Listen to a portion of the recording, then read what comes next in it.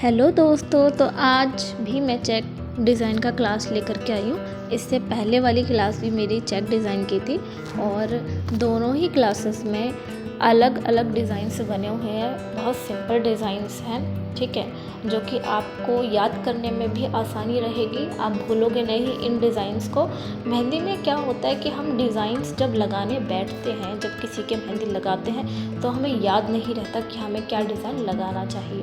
तो मेरी क्लासेस में आपको डिज़ाइन में ऐसे बताऊंगी, ऐसे सिखाऊंगी जो आप याद भी कर रखो और सीखने में भी आपको आसानी रहे।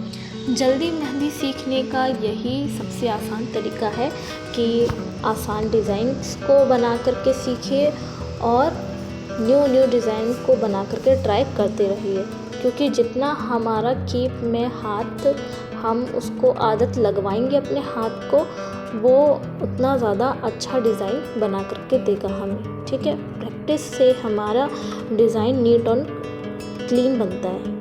तो आप प्रैक्टिस करिए और मेरी क्लासेस को वॉच करिए।